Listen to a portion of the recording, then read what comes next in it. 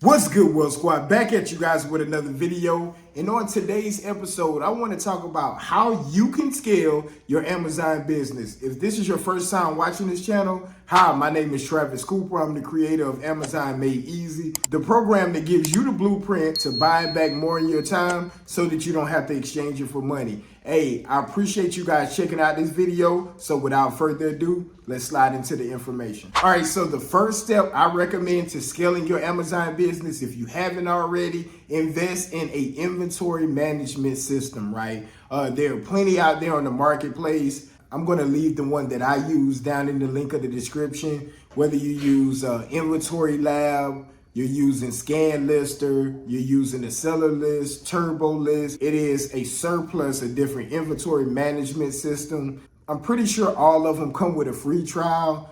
Try it out, see which one works best for your situation. I would also recommend that you implement it with QuickBooks or whatever accounting software that you have, just so everything is synced, so you can stay on top of that inventory, your costs, your profits. How long is it specifically taking you to move or turn over these specific items? Because scaling is all about organization and systems, right? So the better systems that you have in place, the easier it's going to be able to scale. When you're able to pull those reports each week, each month, you're going to be able to see where you're lacking, where you're doing great. So we can double down or triple down on the areas where you're having most success, then scale back on the areas where we're not as efficient to come up with a better solution so that we can fine tune this well-oiled machine. The next thing I would recommend is you diversifying your product range. If you're selling a seasonal item, during that season when it's hot,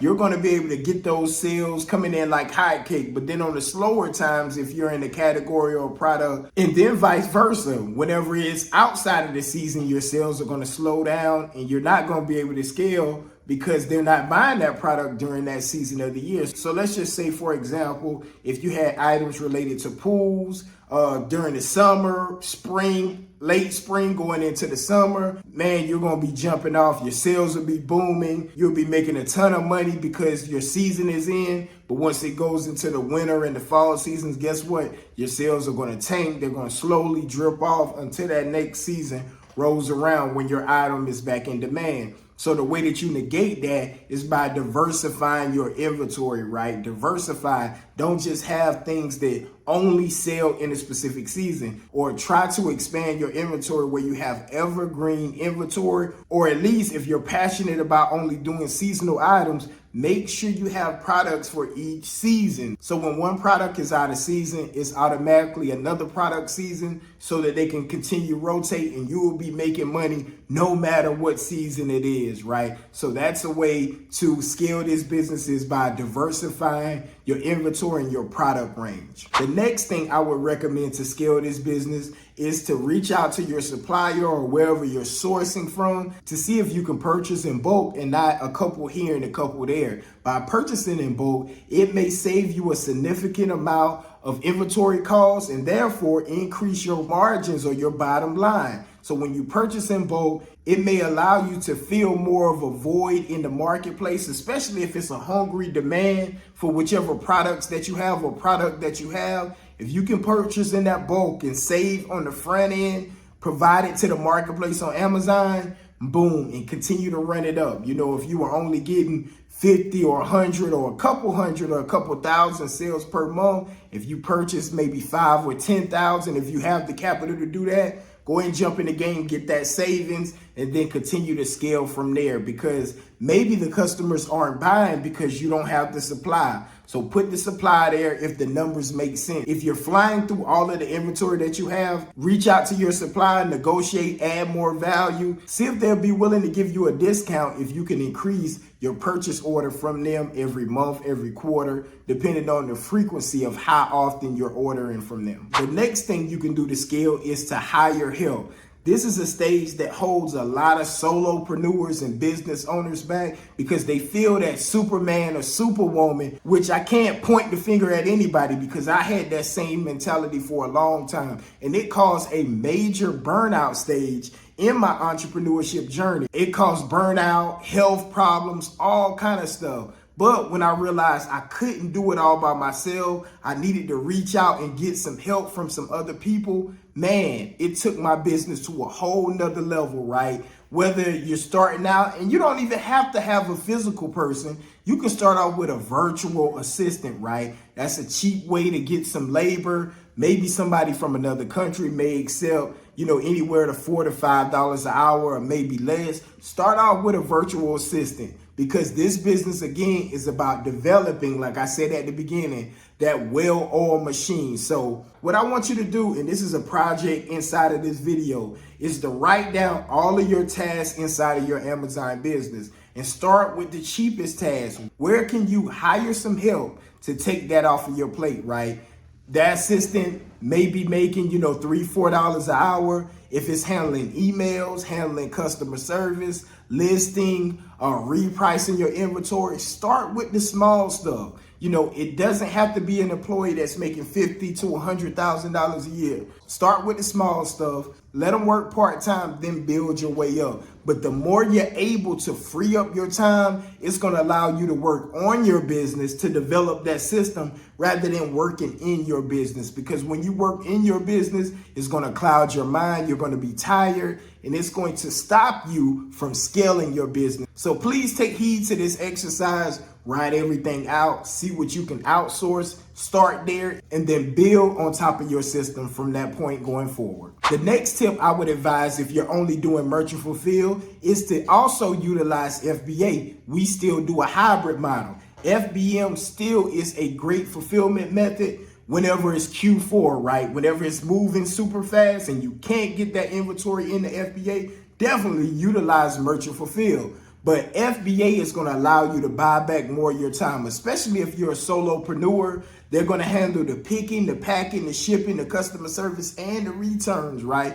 The object of the game is to buy back more of our time so we can spend with our family, so that we can do the things that we want to do. We're not trying to get caught up trading our most valuable resource, which is our time, for money, right? We need to break free from this, and it's going to allow us to scale, leveraging Amazon's system and take our game to a whole nother level. The next tip would be, once you start utilizing FBA, take advantage of the international market.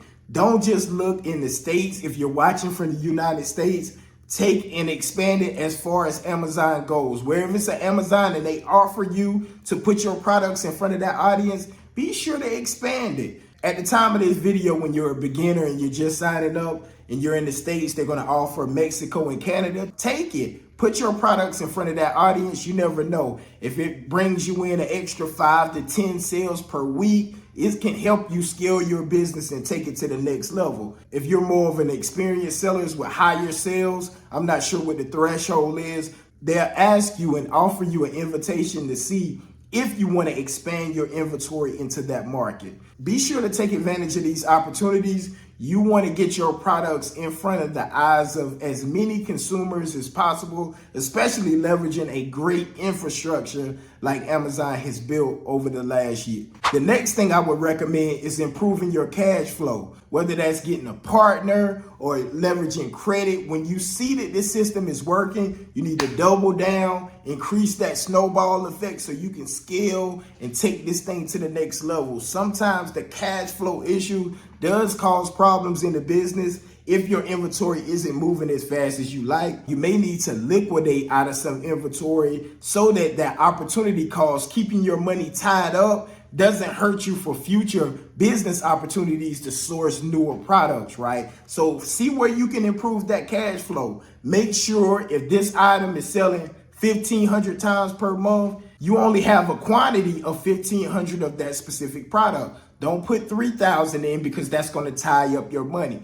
Be sure to really get meticulous about looking at those numbers, get them down to a T so we can take advantage of every dollar inside of our business. And last but not least, the easiest way to scale this business, in my opinion, is to network with other experienced sellers, reach out to companies, add as much value as you can, y'all. Value is the cheat code in any business, whether you're doing Amazon or whatever. Add as much value as you can. Plant those seeds, because eventually, whether you get them back from them or whoever, you're going to receive that harvest. It's going to be harvest season. So network with sellers, join communities, whatever you need to do. Get around the success that you want to have, right?